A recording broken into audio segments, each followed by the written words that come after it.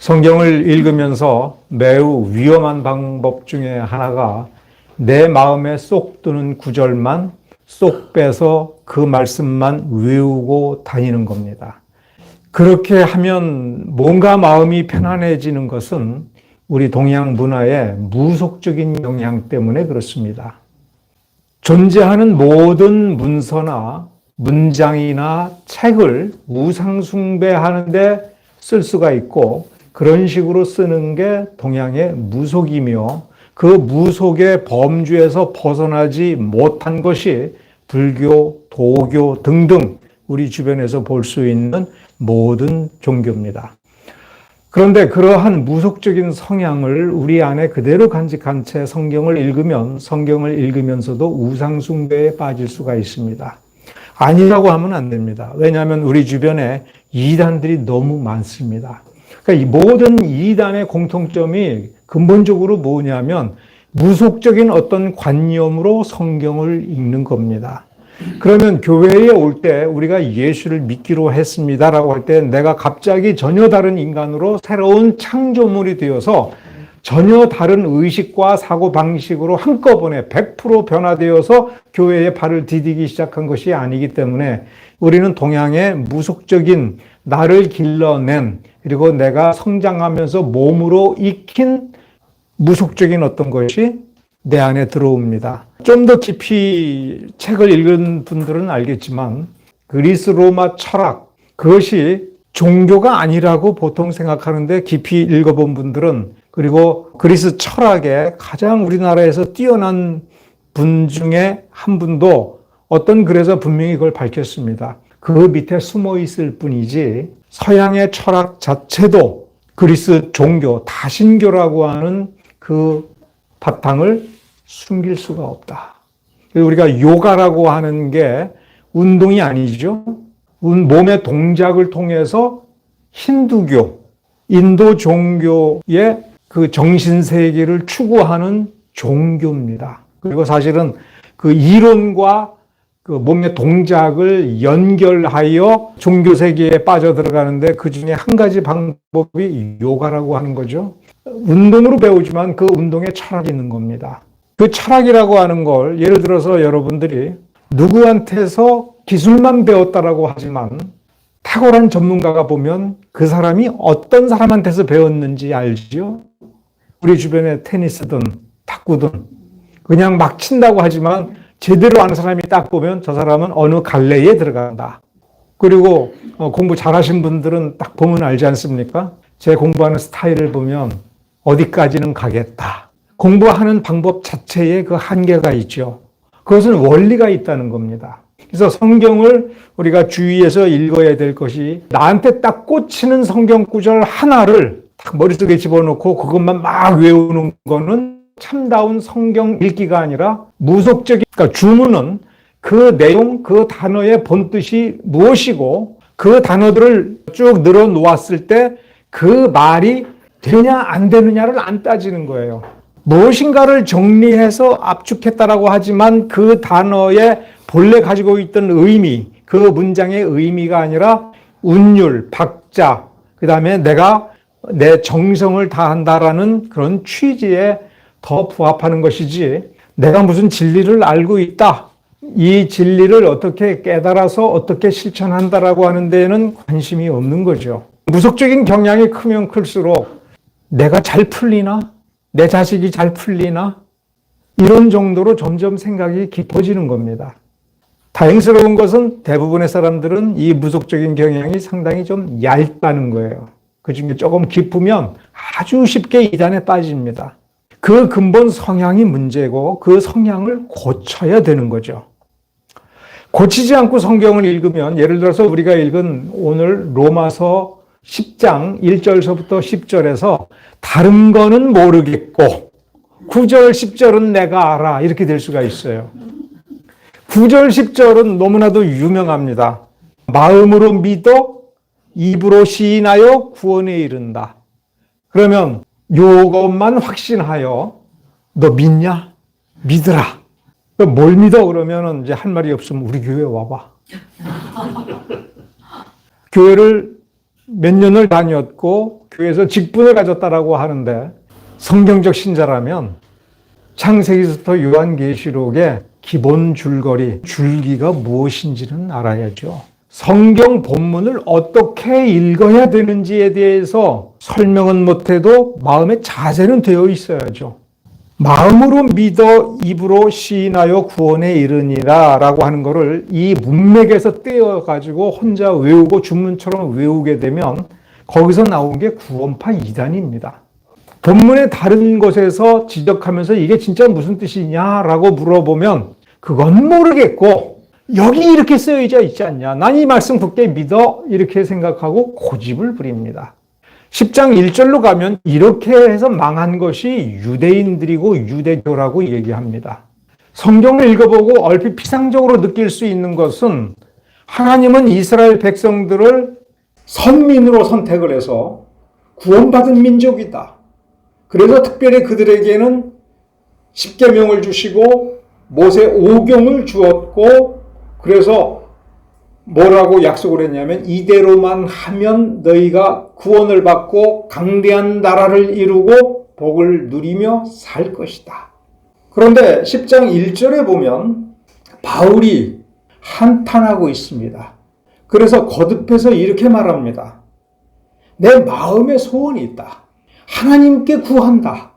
이스라엘 족속이 구원받았으면 좋겠다. 적어도 이스라엘 족속에 대해서만큼은 이런 식으로 말할 필요가 없습니다. 구원이 약속된 민족입니다. 특별한 은혜와 사랑을 주시겠다라고 약속을 받은 민족입니다. 그들에게는 하나님의 말씀이 멀리에 있지 않고 습관처럼 생활 속에 간직되어 있다고 우리가 알고 있습니다. 그런데 바울이 내 마음에 소원이 있는데 그래서 내가 하나님께 구하는데 너희들 구원받았으면 좋겠다. 이 말은 무슨 뜻이냐면 구원에서 멀어졌다 하는 겁니다. 말씀을 습관적으로 읽고 열심히 기록하고 열심히 공부하는 그 부분에 있어서만큼은 예수님도 칭찬했습니다. 그래서 뭐라고 그랬습니까? 너희들이 바리새인은 닮지 말지만 그 열심은 본받으라. 이런 식으로 말씀하셨지 않습니까? 얼마나 열심이었습니까? 그런데 바울도 원래는 바리새인들로부터 교육을 받아서 바리새인들에 대해서 너무나도 잘 알죠. 그래서 자기를 나중에 자부하지 않습니까? 바리새인 중에 바리새인이다. 골수까지 바리새인이었다. 그래서 그 문제점을 지적을 하는 겁니다. 유대인들이 이스라엘 족속이 왜 구원에서 멀어졌는지, 이스라엘 족속이 그 나라가 왜 멸망을 했는지, 이스라엘 왕국이 왜 멸망하고 유다 왕국이 왜 멸망했는지, 그때 이후로 지금까지 자기 스스로의 능력으로 그 족속의 그 자체의 힘으로 제대로 된 나라를 세워본 적이 없는 민족입니다. 가는 곳곳마다 분란을 일으키고 난동을 부리고 그래서 진압을 당하고 로마 제국의 골칫거리였지 않습니까? 인류의 역사 전반을 놓고 보면 가장 골칫거리들입니다. 융합이 안 됩니다. 다른 민족을 이롭게 하지를 않습니다. 이롭게 하는 것처럼 보이지만 자기의 이익을 쟁취하고 자기네들끼리만 잘 살고 자신들이 기생하여 사는 그 사회와 나라를 위태롭게까지 하는 그러한 역사를 가지고 있습니다. 모든 유대인이 다 나쁜 사람은 아니지만 이상하게 그들이 몰려 살고 그들이 부자가 되면 그런 일들이 나타난다라고 하는 것이 역사에 곳곳이 있습니다.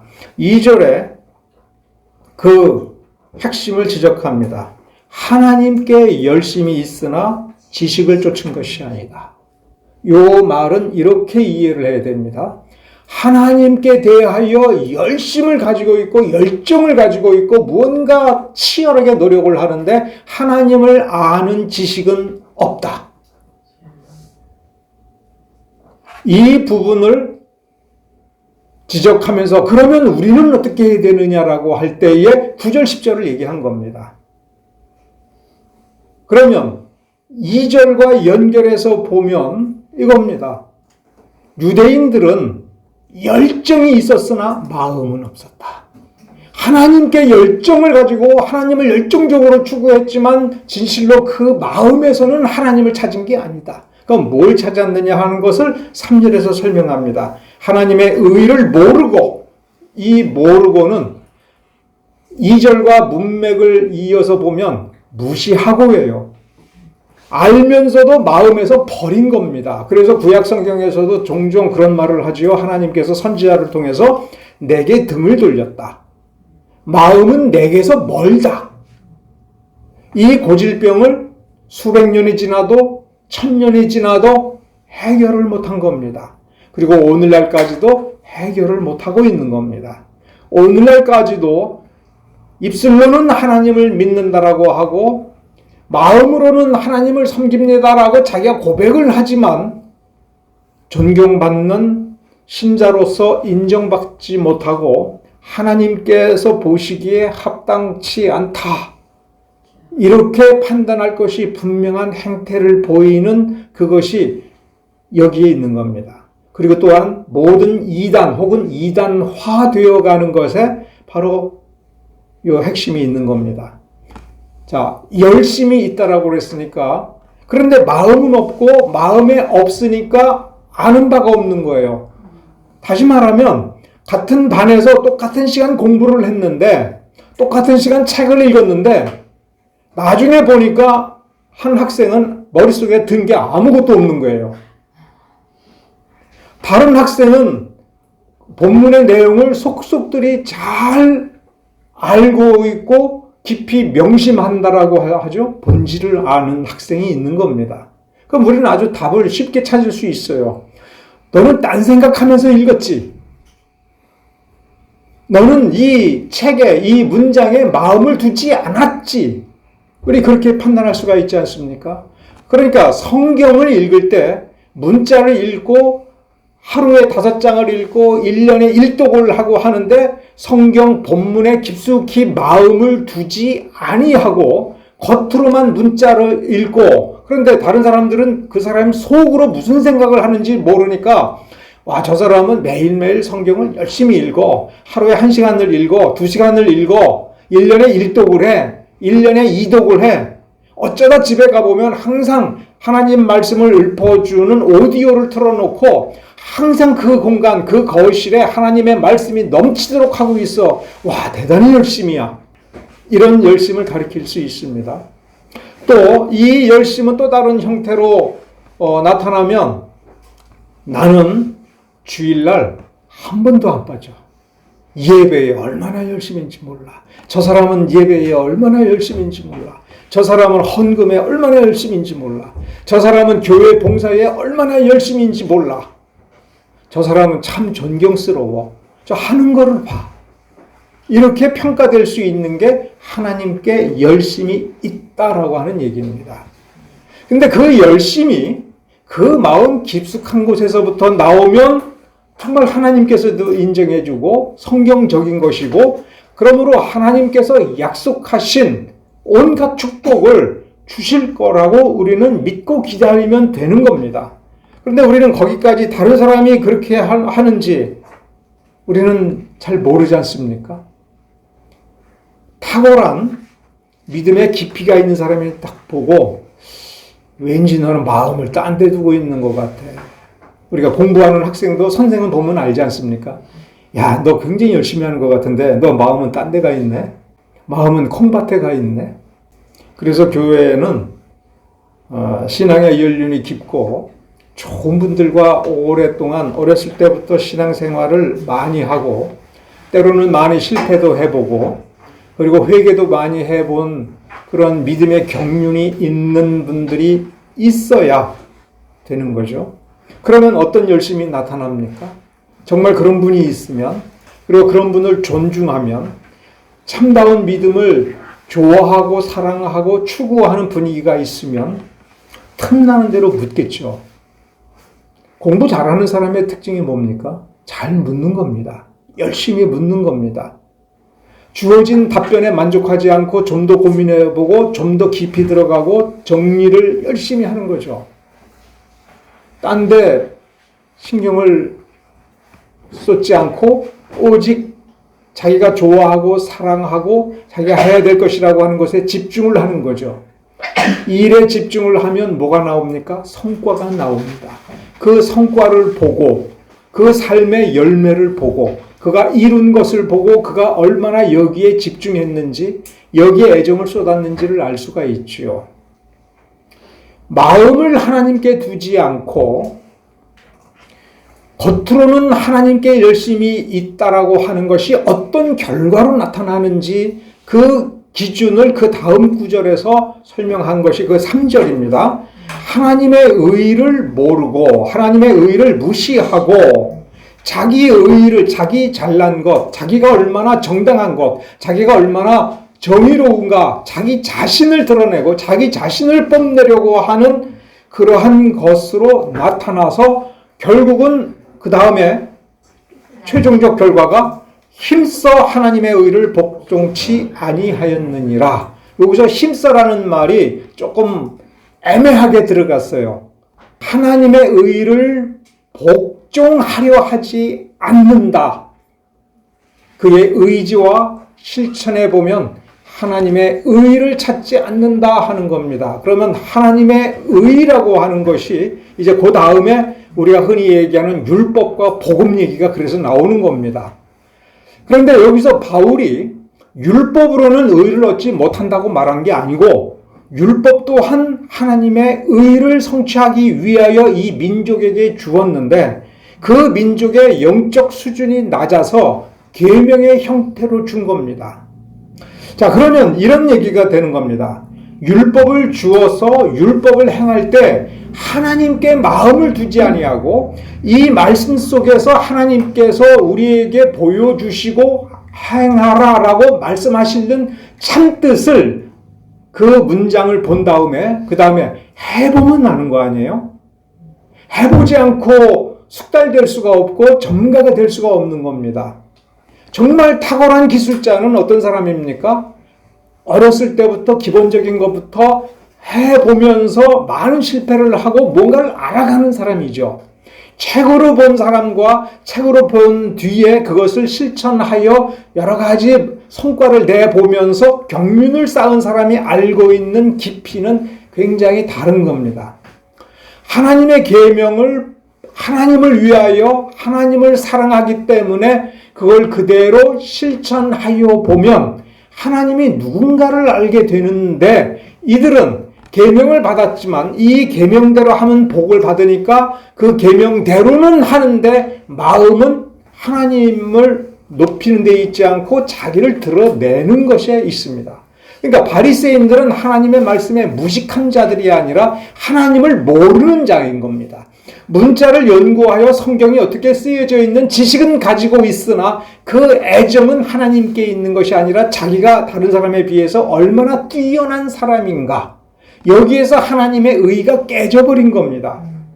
우리가 구약 성경을 잘 읽어보면 하나님의 의가 어떻게 드러나기를 원해요? 공평과 정의고 공평이라고 하는 걸 이 세상을 생각하기 전에 내가 나보다 약한 사람을 괴롭히느냐, 배고픈 사람을 내가 보았느냐, 고아와 과부가 있을 때 내가 그를 하찮게 여기고 멸시했느냐, 그러지 말라고 얘기하지 않습니까?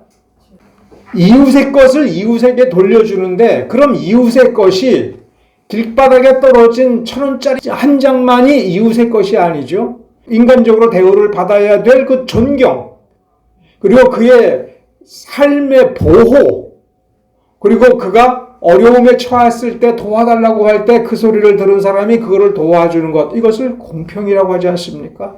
죄를 지었으면 그 죄 지은 것만큼 벌을 받아야 된다라고 하는 게 성경의 가르침이고 그게 하나님의 의였습니다. 그런데 돈 있는 사람은 돈 없는 사람에게 가해를 하고 피해를 입혔는데 재판받게 되니까 재판관을 뇌물로 유혹을 하고 그래서 판결을 굳게 하는 것. 북왕국 이스라엘이 망하고 유다 왕국이 망할 때에 하나님께서 책망한 가장 중요한 것이 뇌물로 재판을 굳게 하는 것. 고아와 과부를 멸시하는 것. 그러니까 우리는 중립적인 어떤 여기도 아니고 저기도 아닌, 이 편도 아니고 저 편도 아닌 그저 관찰자인 제3자 입장에서 나는 아무 데에도 끼어들지 않아, 이거를 이러한 중립이 의라고 생각을 하는데 하나님은 그렇지 않습니다. 원수가 줄일 때에 먹을 거를 주는 게 의인 거예요. 목마른 사람을 보았으면 물을 한 그릇 주는 게 의입니다. 자, 그러면 하나님의 의를 추구하느냐, 자기 자신의 의를 추구하느냐라고 하는 것을 가름하는 가장 기본적인 원칙은 뭐냐면 내가 손해보는 짓을 내가 하느냐 이거예요. 다른 사람에게 호의를 베풀고 다른 사람을 도와주면서 내가 얼마나 손해를 보느냐, 어디까지 감수하느냐, 이게 하나님의 의인 겁니다. 그러면 계속해서 손해를 보는데 그러면 나는 손해만 보다가 망하느냐 할 때 아니, 하나님이 갚아주신다고 되어 있어. 여기 이렇게 쓰여져 있으니 나는 이렇게 해라고 하는 게 그게 믿음이라는 겁니다.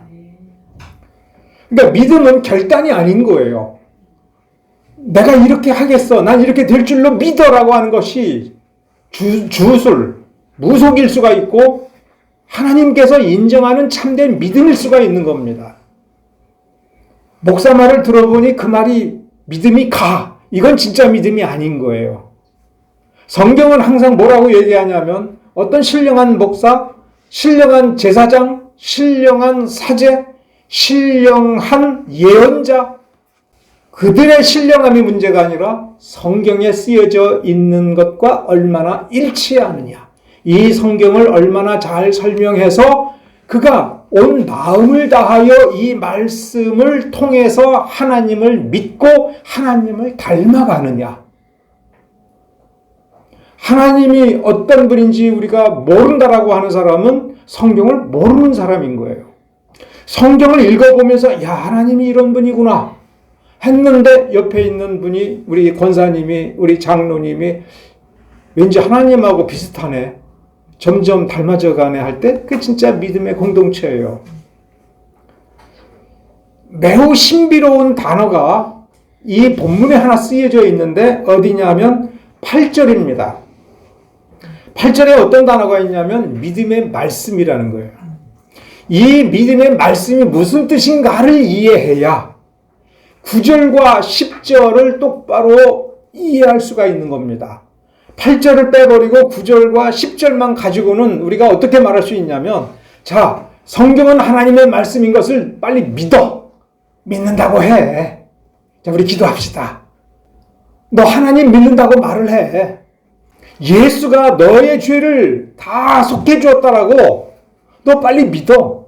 믿는다고 고백을 해. 의심하지 마. 의심은 구원 못 받아. 그러니 내 말을 믿어. 여기 쓰여져 있는 걸 믿어. 이렇게 주장할 수가 있는 겁니다. 그런데 8절 가지고 고민을 해야 돼요. 믿음의 말씀이라는 말이 무언가? 성경 전체를 읽어보고 바울의 이 로마서라든가 에베소서를 유심히 읽어보면 특히 사도행전 3장 16절에 이렇게 얘기하는 거예요. 내가 내 입으로 예수 그리스도의 이름을 믿고 고백을 하면 당신이 그렇게 고백을 하기 때문에 구원이 임할 거다, 이런 식으로 쓰고 있지 않습니다. 당신이 그 이름을, 그거는 약간 생략이 됐는데 마음으로 믿고 입으로 고백을 하면, 그거는 여기 로마서 10장 10절에 쓰여져 있지 않습니까? 9절 10절에 예수의 이름을 믿으면, 이름을, 그 능력이 아니라 이름을 믿고 고백을 할 때 예수 그리스도의 그 능력이 그 믿음을 통하여 너에게 전달되어 너가 거듭난다. 사람은 이렇게 해서 생기가 나오고 새 사람이 된다라고 했습니다. 사도행전 3장 16절에서는 예수의 이름을 고백할 때 그 이름을 통하여라는 식으로 그런 취지로 썼습니다만은 여기 로마서 10장 8절에서는 믿음의 말씀이라는 거야. 그러면 이 말은 뭐냐면 이 성경 말씀은, 하나님의 말씀은 제일 먼저 무슨 일을 하냐면 이 말씀을 마음으로 믿고 정말 알고자 할 때 하나님께서 은혜를 주시면 여기서 진짜 믿음이 생긴다. 그 뜻이에요. 말씀에서 믿음이 생기는 겁니다. 성령님은 우리에게 믿음을 어떻게 주십니까? 내 머릿속에 콱 집어넣는 게 아니라 말씀을 통하여. 그런데 이 말씀은 복음의 말씀만 말씀이 아니죠. 66권 성경이 다 하나님의 말씀인 겁니다. 이스라엘 족속들에게 10계명 10개만 주거나 모세 오경에 있는 610 몇 개의 하라 하지 말라라는 계명을 딱 주면서 요 계명만 붙들고 있고 요 계명대로만 하고 이 계명에서 하지 말라는 건 하지 마라가 아니라 그 계명들을 모세 오경이라는 책으로 써서 그 다음에 예언자들을 보내서 그 말씀을 충분히 설명해주고 역사 속에서 어떤 일이 일어났는가를 기록해서 구약 성경 전체를 완성해서 준 거죠. 그 뭐를 믿는 겁니까? 계명이라고 하는 것도 하나님의 말씀이며 그 계명을 담은 구약 성경도 하나님의 말씀이며 신구약 성경이 다 하나님의 말씀인 겁니다. 이 말씀을 하나님을 찾고 하나님의 의를 구하면서 여기서 하라는 대로 하고 하지 말라는 대로 하지 않으면서 마음을 다하여 말씀에 집중할 때에 여기에서 진짜 뭐가 생기는 거예요? 믿음이 생긴다는 겁니다. 그 믿음을 따라서 마음으로 믿고, 그러니까 마음으로 믿기로 결단하고 입으로 시인하여 그 다음에 실천은 그 다음에 하는 게 아닙니다. 로마서 10장 1절부터 10절을 잘 읽어보면 내가 마음으로 믿고 입으로 시인하여 구원에 이른 다음에 무언가를 하는 것이 아니죠. 하나님의 말씀에 이미 뭘 하지 마라, 뭘 하라 이렇게 되어 있습니다. 그러면 뭐를 하라라고 할 때에 가장 중요한 게 뭐예요? 정의롭게 살아라. 공평한 사람이 되라. 불쌍한 사람을 도우라. 선을 사랑하라. 선을 행하는 사람을 보면 도우라. 같이 선을 행하라. 그러므로 우리 교회가 존재할 때에 우리가 가장 큰 실수 중에 하나는 당연히 모이면 뭐를 해야 됩니까? 예배를 드려야 되고 예배의 중심에는 하나님의 말씀을 읽고 말씀을 나누어야 되겠지만 이 공동체가 본질적으로 왜 존재해야 되느냐 할 때 세상을 향하여 빛과 소금의 역할, 선을 행할 줄을 아는 거예요. 그 선은 뭔가 우리가 생각하는 착한 일이 아니라 성경을 읽으면서 하나님은 이런 거를 좋아하시는구나. 우리 보고 이렇게 살라라고 하시는구나. 그러면 우리가 이걸 하면 좋겠다. 여기에서 행복을 느끼는 공동체인 겁니다. 그럴 때에 또 믿음이 더 커지고 믿음이 역사하게 되는 것이고 그럴 때에 하나님께서 기뻐하여 그들에게 주는 것이 상급이며 축복인 것이지요. 이것을 벗어나면 기복신앙이 되는 겁니다. 나 잘 되는 것만. 그리고 잘 안 되면 여긴 아닌가 봐. 이건 아닌가 봐. 그러나 성경적 신자는 잘 되든 못되든 그게 중요한 것이 아니라 왜? 잘 되든 못되든 하나님은 나를 사랑하시고 예수 그리스도를 우리에게 주실 정도로 사랑하시고 예수께서 내 모든 죄, 내 모든 수치를 온몸으로 감당하면서 한마디도 불평하지 않고 나를 대신하여 죽으신 거예요. 그 사랑을 생각한다면 그리고 하나님의 성품은 악은 그림자도 없으시고 거짓말은 조금도 하지 아니하시는 분이며 우리를 사랑하시되 끝까지 사랑하시는 분입니다. 그러면 나쁜 일이 일어나도록 그렇게 하시겠어요? 그럴 리 없는 겁니다. 우리가 그렇게 추정만 하는 것이 아니라 성경을 읽어보면 하나님은 그런 분이다.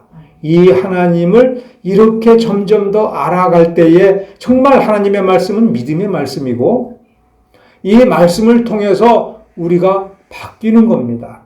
즉 우리가 말씀을 대할 때 말씀이 정확하게 어떤 신비로운 그거는 몰라도 우리가 정말 수준이 낮아도 우리가 글을 겨우 읽을 수준이 되더라도 뭘 하지 말라, 뭘 하라, 이럴 때는 어떻게 하라라고 하는 것이 적어도 몇 가지는 내 양심을 찌른다면 우리는 그거를 해보는 겁니다. 바울은 율법을 버리라고 말하는 것이 아니라 율법이 이렇게 계명을 통해서 믿음을 드러내고 우리에게 믿음을 주려고 했는데 너희들은 다 거의 대부분 이러한 믿음의 길을 따라가지 않고 율법을 통해서 자기 의의를 세우려고 했다. 구약 성경을 읽어보면 하나님께서 칭찬한 사람들이 있죠. 아브라함, 이삭, 야곱, 그리고 갈렙도 칭찬했죠. 여러분 민수기에 갈렙을 어떻게 칭찬했는지 우리가 한번 찾아볼 필요가 있습니다. 갈렙을 뭐라고 칭찬했습니까? 마음으로 나를 따랐다. 갈렙은 마음으로 나를 따랐다. 그래서 내 종 갈렙은 마음으로 나를 따랐다. 할 때 의도적으로 종이라고 그랬습니다. 일설에 의하면 갈렙은 유대인이 아닙니다. 이스라엘 12지파가 아니에요. 출애굽할 때 덩달아 쫓아온 사람이에요. 근데 그를 향하여 내 종이라고 그랬습니다. 모세 오경에서 종으로 삼은 사람은 예를 들면 모세죠. 아론이죠. 여호수아죠. 갈렙이 무슨 종입니까? 그런데 내 종 갈렙은 마음으로 나를 따랐다. 구약시대에도 이렇게 마음으로 주를 따를 때 이렇게 하나님께서 인정하고 복을 줍니다. 몇 주 지났습니다마는 요시아가 종교개혁을 할 때에 그랬는데 그 가문이 왜 망하고 그 나라가 왜 망했습니까? 마음으로 따르도록 본을 세워야 되는데 이스라엘 특히 이 유다 왕국은 더 패역해졌습니다. 하나님의 공의를 버리고 가난한 자를 핍박을 하며 고아와 과부를 버리고 뇌물로 재판을 굽게 하는 일이 가득해서 하나님께서 뭐라고 한탄하셨습니까? 내 성 예루살렘에 피가 가득하다고. 그러므로 우리는 깨달아야 됩니다. 마음으로 믿는 것이 무엇인가? 하나님의 말씀에 뿌리를 두고 그 말씀에 깊은 애정을 쏟아붓고 그 말씀을 그대로 내가 실천하고 살면서 하나님의 의를 드러내는 것.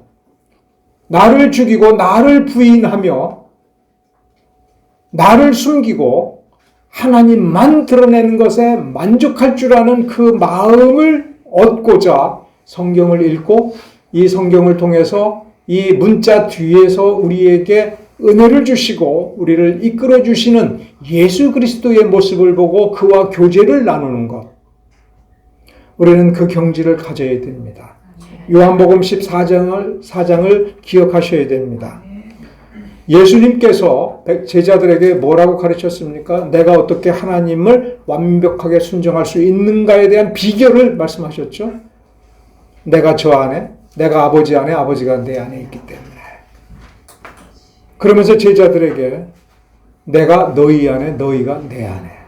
그럼으로써 참 포도나무가 과실을 많이 맺는 것처럼 너의 삶이 과실을 많이 맺게 될 것이다.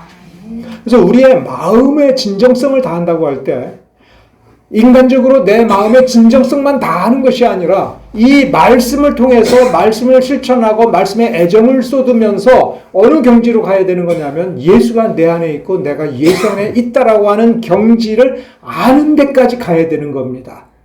2절에 있는 지식을 쫓는다 할 때 알을 쫓는다고 할 때 그 알이 목표인 겁니다. 그래서 조직신학책 백날 외워도 엉터리 같은 사람이 많은 겁니다. 목사직 평생을 해도 엉터리 같은 목사가 많은 겁니다. 언제 드러납니까? 늙으면 드러납니다. 노욕을 쫓고 있는지. 늙어서 풍족하게 살기를 원하는지. 그리하다가 보면 교회 팔아먹는 사람이 있고 좋은 신자 쫓아내는 사람들이 있는 겁니다.